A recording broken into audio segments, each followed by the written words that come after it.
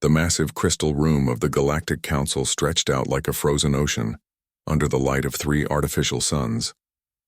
Ambassador Daniel Carter stood at the human platform, his hands resting on the smooth metal surface as he watched 12 different alien species take their places around the circular chamber. The air hummed with translation devices working overtime to convert dozens of different languages into something everyone could understand. Carter had been Earth's voice in this chamber for 3 years now. He had seen debates about trade routes, discussions about mining rights, and arguments about territorial boundaries. But today felt different. Today the aliens looked angry, and their anger was directed squarely at humanity. High Counselor Vexithera of the Zentarian Collective rose from her biopod first. She was tall and graceful, with 4 arms that moved like flowing water when she spoke.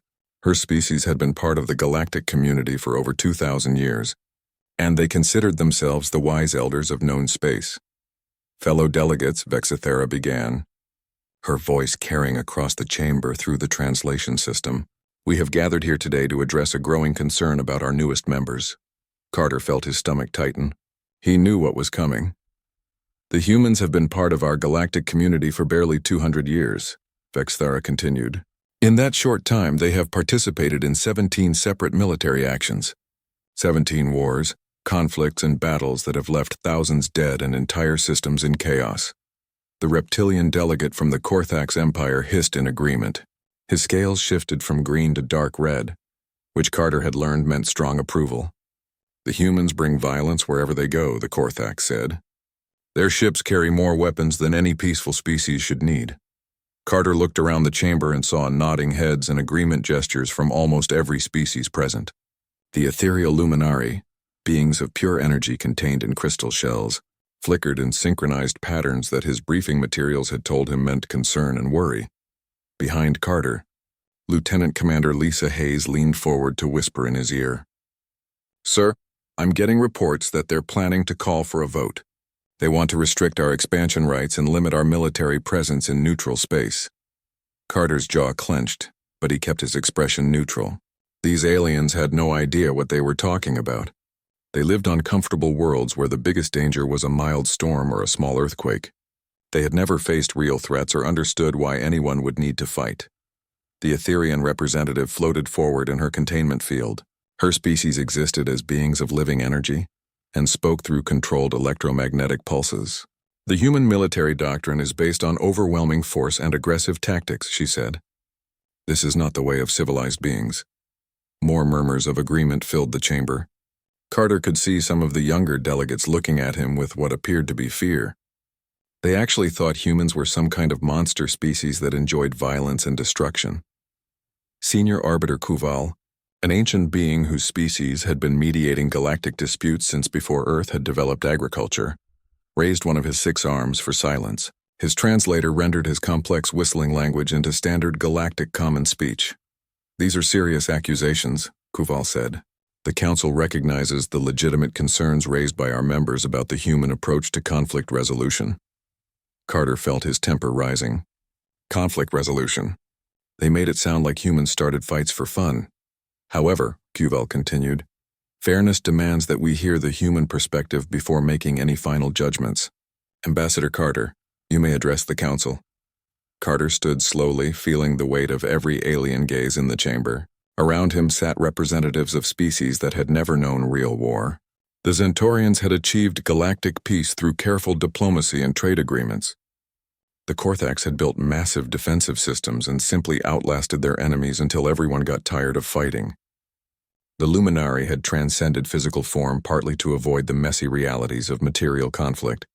None of them understood what it meant to fight for survival. None of them had ever faced an enemy that wanted to wipe them out completely. They had the luxury of peaceful solutions because someone else had always been willing to do the fighting for them. Honored delegates, Carter began, his voice steady but carrying an edge that made several aliens shift uncomfortably. You speak of war as if it were a hobby we picked up in our spare time. As if humans wake up every morning and decide that violence sounds like a fun way to spend the day.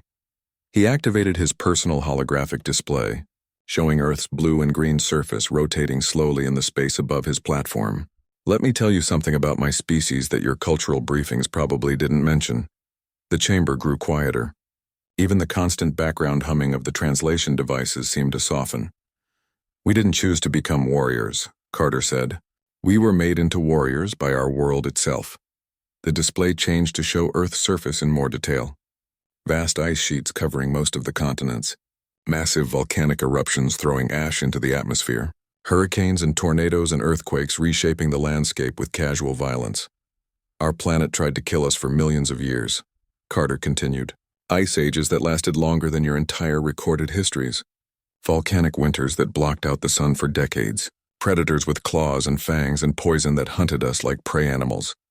Some of the younger delegates were leaning forward now, their previous dismissive attitudes replaced by curiosity. The Zentarian High Counselor's forearms were still, which Carter knew meant she was paying close attention. But we didn't just survive, Carter said, his voice growing stronger. We adapted.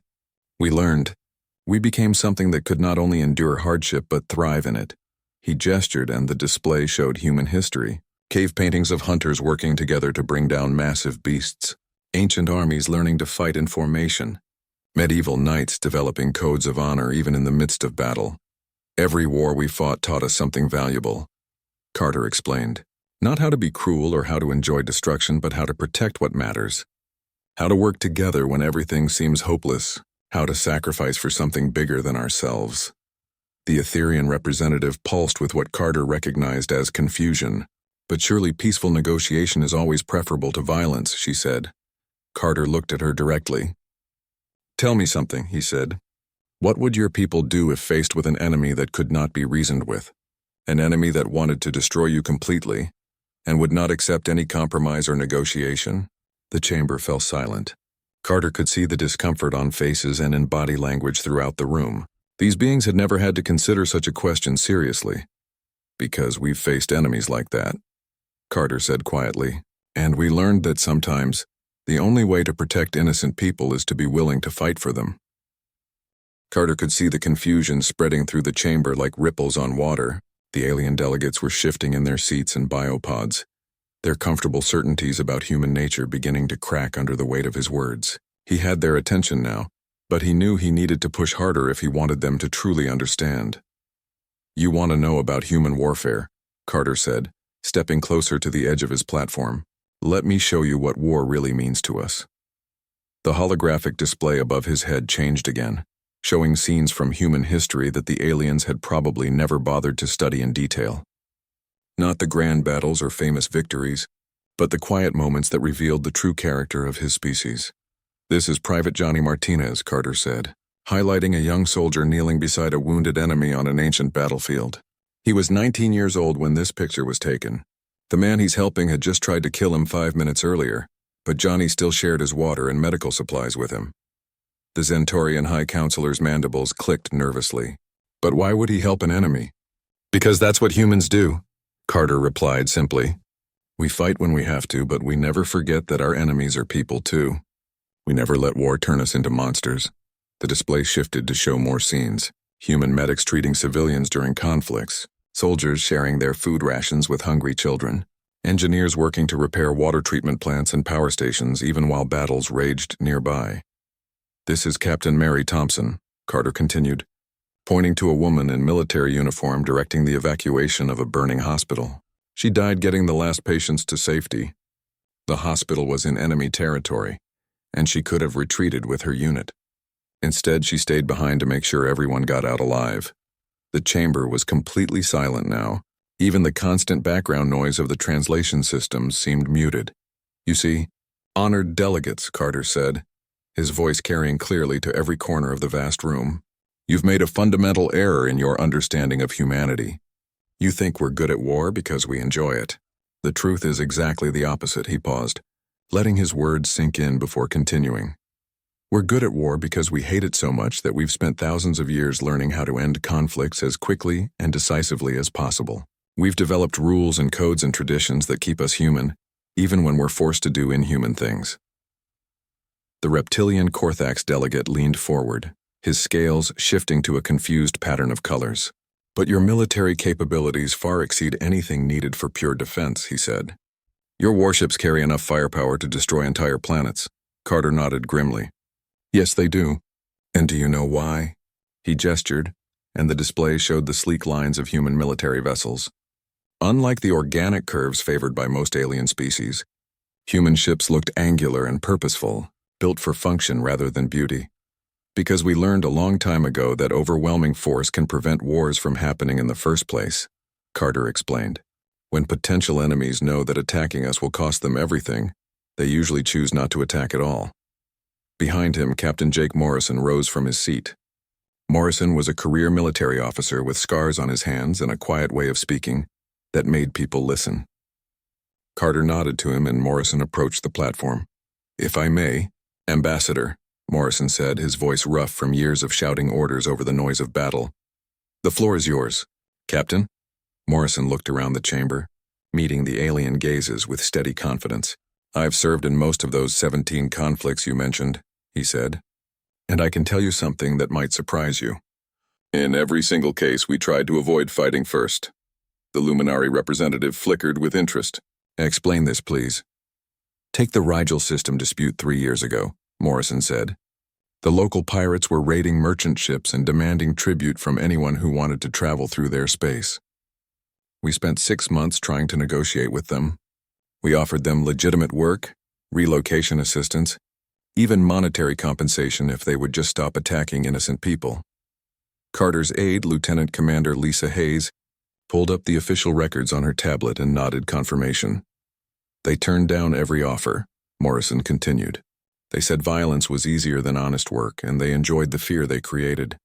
So we gave them a choice: surrender peacefully or face the consequences, and they chose to fight, the Etherian representative observed. They did, Morrison agreed. The battle lasted exactly 14 minutes. We disabled their ships, arrested their leaders, and freed over 200 hostages they had been holding for ransom.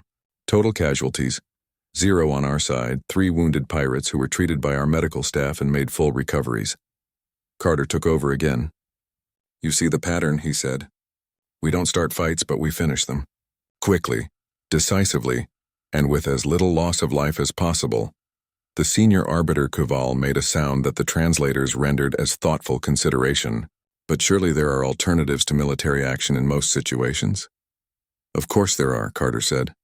Diplomacy, trade negotiations, cultural exchange, economic incentives. We use all of these tools constantly, but sometimes you encounter people who only understand strength. The display changed again, showing recent news footage from across the galaxy. Carter highlighted several incidents where human forces had intervened in local conflicts.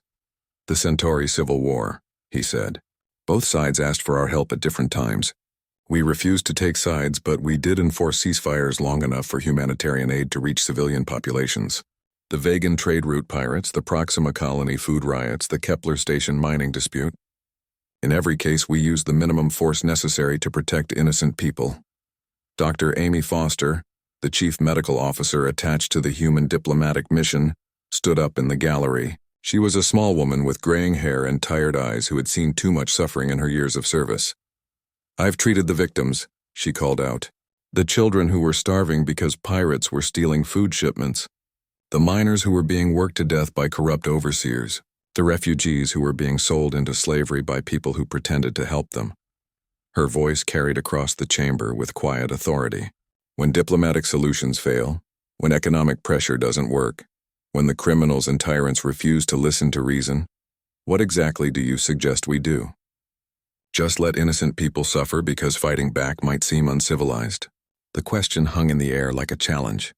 Carter could see the discomfort on alien faces throughout the chamber as they tried to formulate an answer.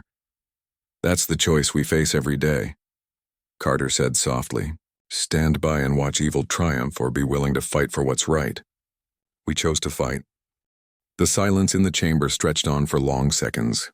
Carter could see the alien delegates struggling with Dr. Foster's question, their comfortable worldviews challenged by the simple reality she had presented. These beings had spent centuries believing that all problems could be solved through talking and compromise, but they had never faced true evil that refused to be reasoned with. Carter decided it was time to show them exactly what that kind of evil looked like. 6 months ago, he said, his voice cutting through the quiet like a blade. Something happened that proved everything I've been trying to tell you. The holographic display above his platform shifted to show star charts of the Outer Rim territories. A small station appeared, rotating slowly against the backdrop of distant stars. Kepler Station, Carter announced. A research facility studying deep space phenomena, staffed by scientists from 7 different species. 300 researchers, support staff, and their families. People who had never hurt anyone, who were just trying to expand the boundaries of galactic knowledge. The Zentorian High Counselor leaned forward in her biopod. "We remember the incident," she said carefully. "But the official reports were classified at the highest levels. They were classified because what happened there was too terrifying for most civilizations to handle," Carter replied grimly. "But you wanted to judge humanity's capacity for violence, so let me show you what we were fighting against." The display changed, showing security footage from Kepler Station. At first, everything looked normal. Scientists working at their instruments, families eating together in the common areas, children playing in the recreational spaces. Then the alarm started. "The Void Hunters," Carter said simply. Every delegate in the chamber reacted at once. The luminary flickered frantically in patterns of fear and horror. The Korthax delegate's scales turned pale gray, which Carter knew meant terror.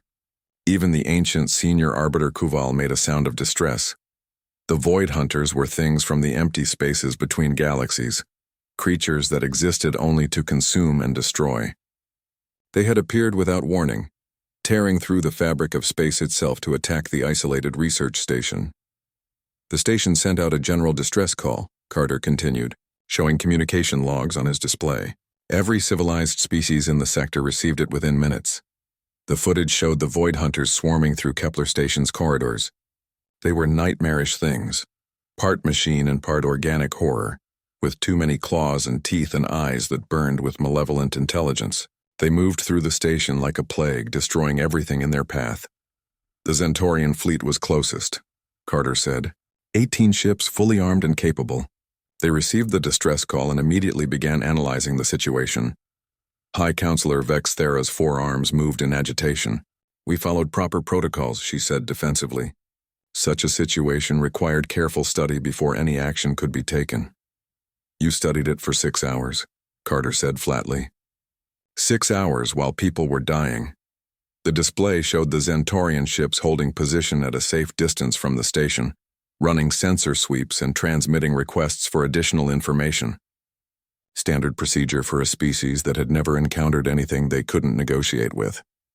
"The Korthax Empire dispatched a battle group," Carter continued. 42 ships, enough firepower to level a small planet. They arrived 4 hours after receiving the distress call. The reptilian delegate's scale shifted to defensive patterns. The creatures were unknown entities. We needed time to assess their capabilities and develop appropriate countermeasures. "You needed 8 hours to assess the situation," Carter said. 8 hours while the Void Hunters spread through the station like a virus. More footage appeared on the display. The Korthax fleet had arranged itself in perfect defensive formations around Kepler Station, their massive ships bristling with weapons. But they just sat there, analyzing and planning while the screams continued to echo from the station's communication systems.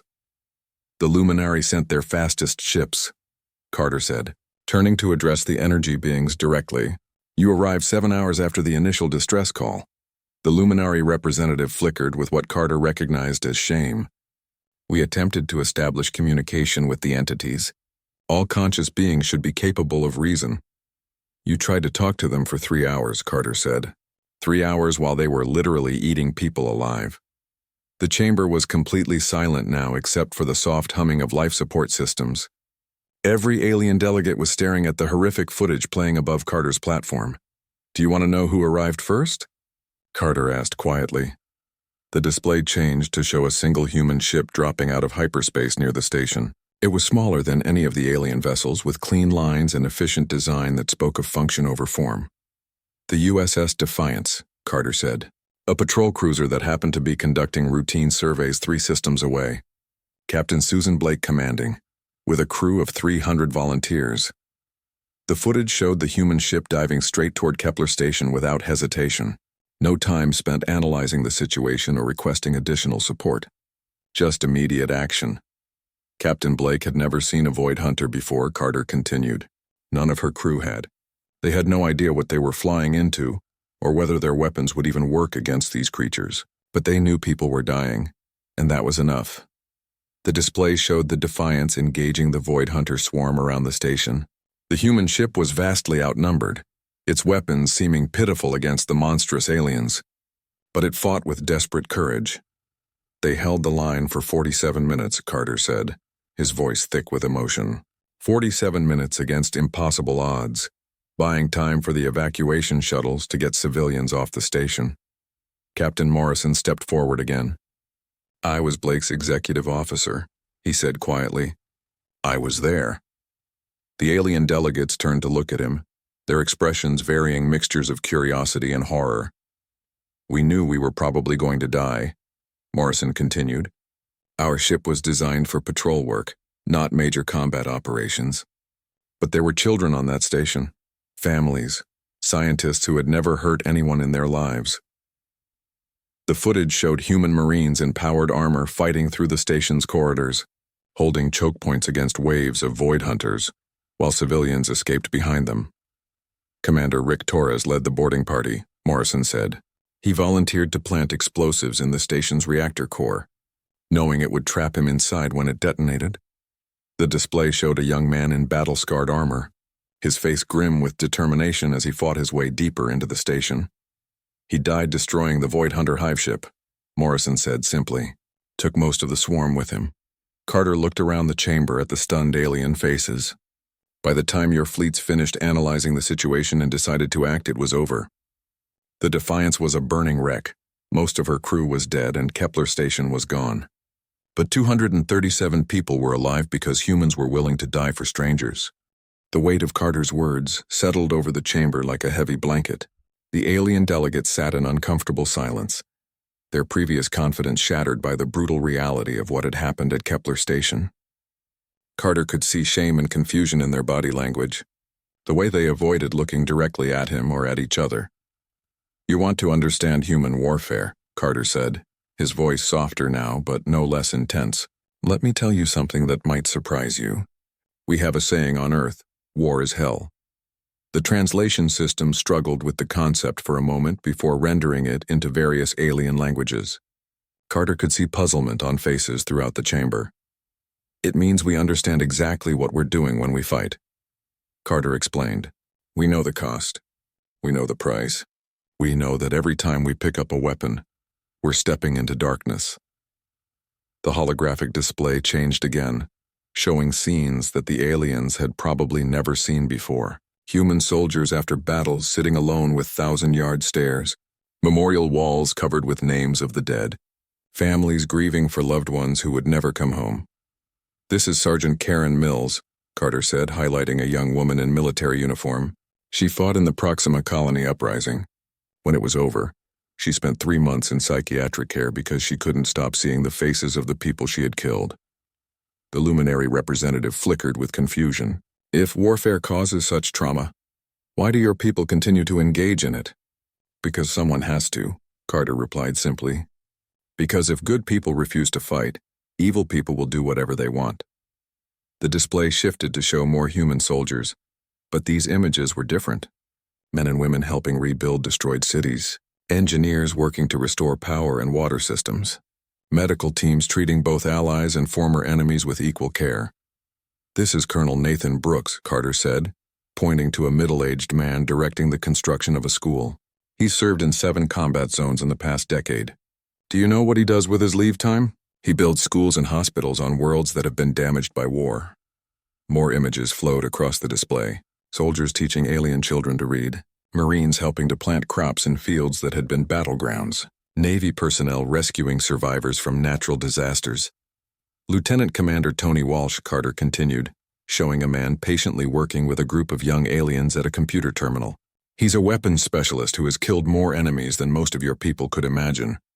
He's also personally taught over 300 refugee children how to use technology that will help them build better lives. The Zentarian High Counselor's mandibles clicked nervously. But surely these are exceptions rather than the rule. Carter shook his head. These are the rule.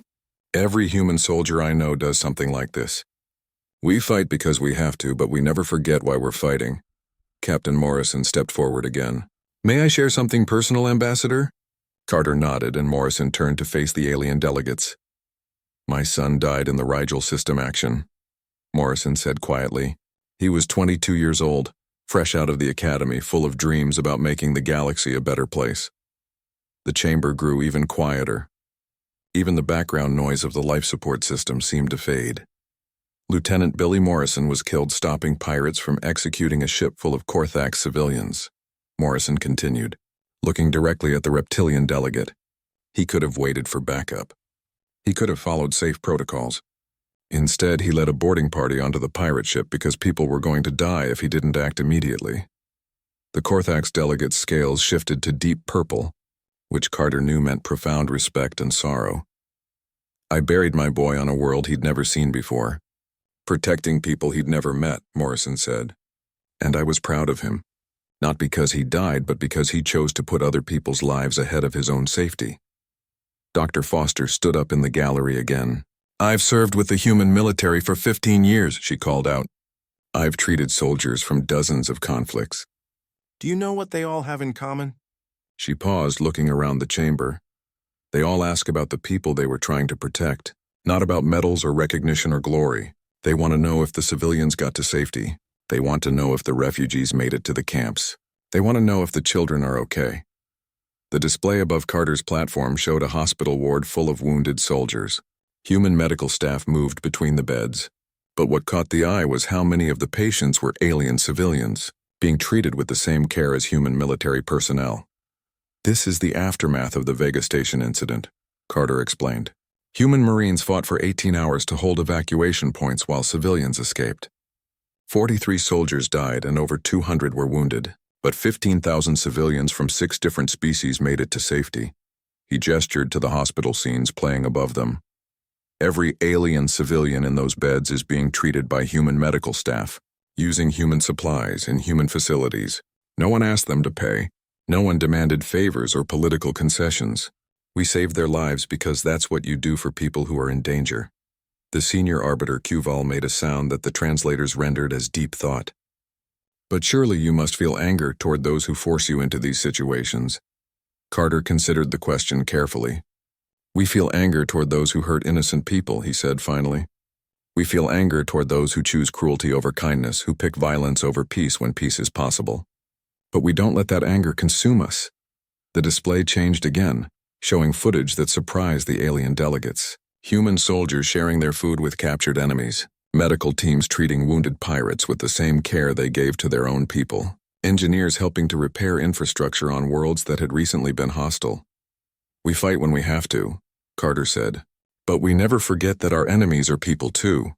We never let war turn us into the very evil we're fighting against. Lieutenant Commander Hayes stood up from her position behind Carter. If I may add something, Ambassador.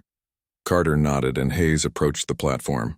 I've studied the military doctrines of every species in this chamber, she said. Your theories of warfare are based on the idea that conflict should be avoided at all costs.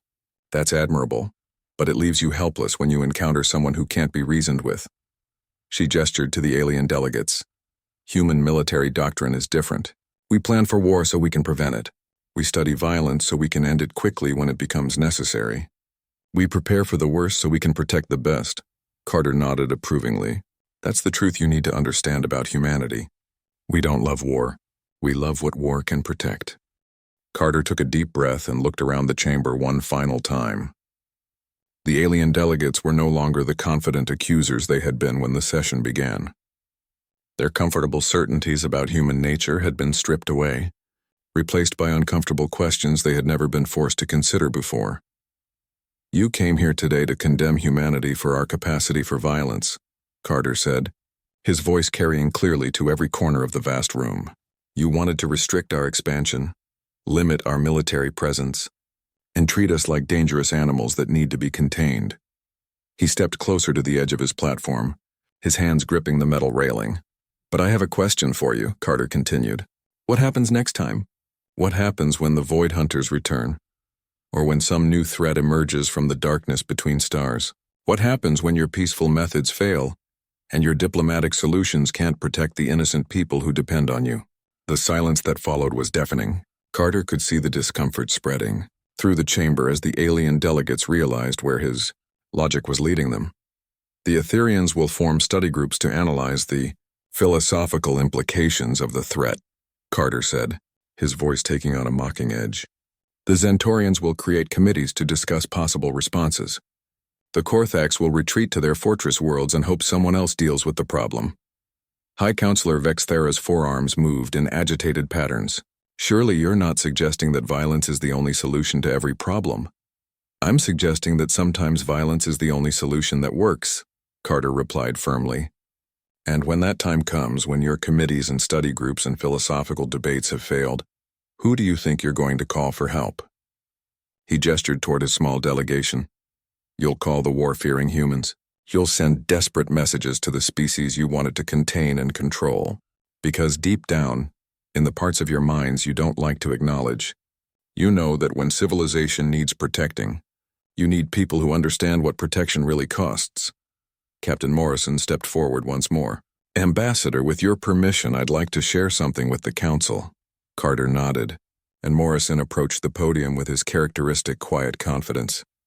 I've served alongside many of your people over the years, Morrison said, addressing the alien delegates directly.